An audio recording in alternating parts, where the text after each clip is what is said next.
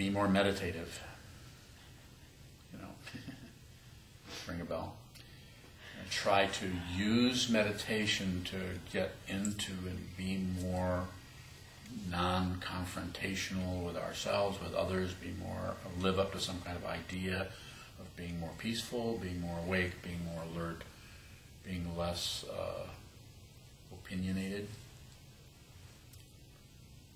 When from the perspective that I'm talking about, what I recommend to people, and those of you who have talked to me quite a bit will recognize this, I recommend that you do nothing on the cushion but observe, nothing. And then when you go out in your life, you fuck everything up. What do I mean? I don't mean rob a bank. I don't mean kill people. I'm just saying be genuine, be willing to be and embody your negativity. Because if you don't do that, if you're trying to manipulate there, the awareness that is being, you might say, sharpened on the cushion gets out there and you don't give it a chance. You don't trust yourself. You want to clamp down on what you perceive as something you might say. I have to watch it. I can't say that. That wouldn't look good. I would be shunned. Don't misunderstand. I'm not saying we should say anything. But the emotion or the feeling comes up, and it's frightening to us because we don't trust ourselves to know that this is negative energy coming out of nowhere based on who knows what kind of direct or synchronic or whatever kind of karma. No, there's no way to know what the roots of the tree look like. You can just see the leaves and the branches. We have no idea what's under. The example I've used before, you have one tree that's beautiful, huge, flowing, and leaves and branches is gorgeous, and right next to it, planted at the same time, it's just kind of an ordinary. This one is just amazing, and right away we start to speculate on why. And just an example of how things can be hidden. You might dig down under the ground and find out that the tree that has all the strength, the growth, the so-called superiority is feeding off from the carcass of a deer that was buried under the ground there. Has a natural super fertilizer.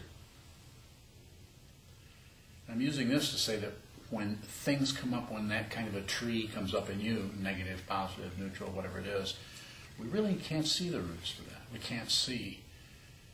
We want to see that, so we tend to take it into relative situations in our immediate environment, and we blame or praise, accuse or neutralize or try to find some kind of reference point.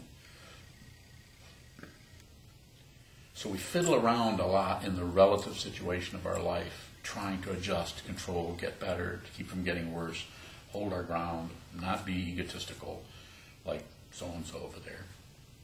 Not you, Pearlie. So there's that kind of a comparison going on about how well am I doing, how well are they doing. We're trying to get some kind of a feeling for where we're at, because we need to know where we're at. Of course, this is needing to know where you're at is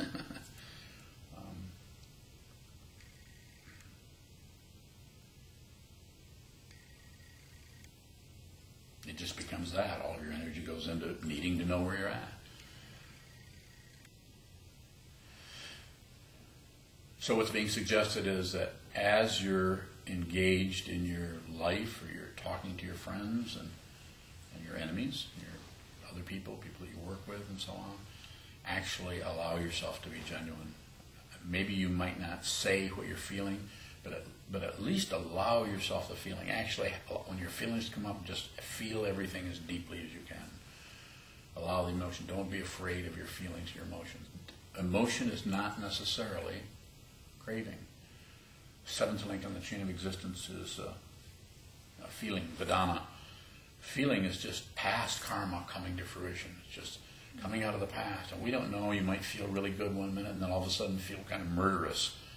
You look at somebody and you just have very negative, and you're kind of embarrassed, you hope you're glad nobody can read minds because you're thinking really bad things about this person. Maybe even about yourself. It can work that way too. You can be very negative. And what's being suggested is don't validate it, don't explain it, don't reject it. Don't reject it. Actually, this is where the idea of trusting oneself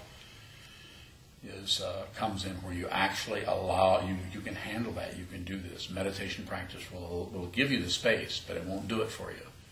You'll see the space. Sometimes the space becomes too frightening because you realize what's coming. You're going to have to actually trust yourself. And you don't want to, because you'd rather go back and cling to something, some idea, some concept of what your life is about, rather than actually live without any protection, without any mental clothing.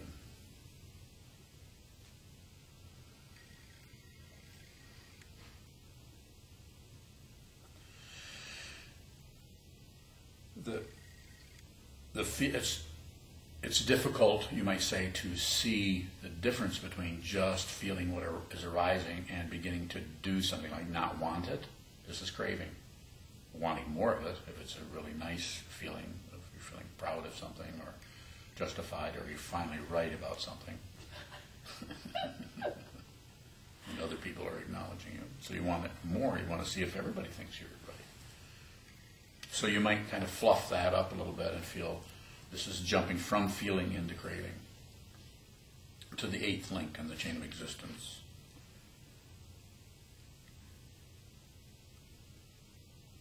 Which is what, Trishna?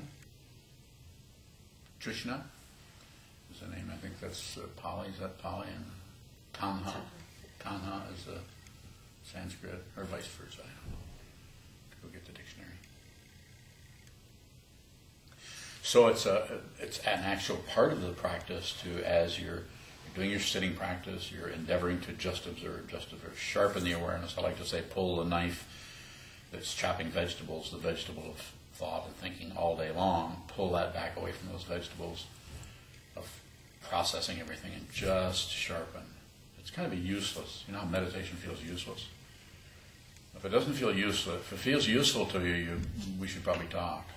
Because it's not very useful. Because ego is the one who determines usefulness. Have you noticed? Awareness doesn't really look for anything other than just awareness.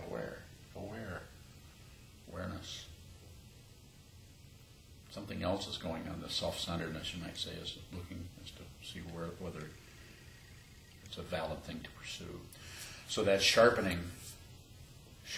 Then when we take that blade of awareness back into the everyday situation, interacting with others, then when the thought processes work, you might say, here again, it's just an image. But there's something about this, that when you come back into this situation, because you've been just looking, just observing, hour after hour, when you come back into your everyday dynamic, well, a lot of things can happen depending on how you personally are wired, what your own karma is, you might say. It might be harder for you. You might be more on the spot. Maybe because you've been shutting certain things down, and now you're seeing how much you've been shutting those certain things down.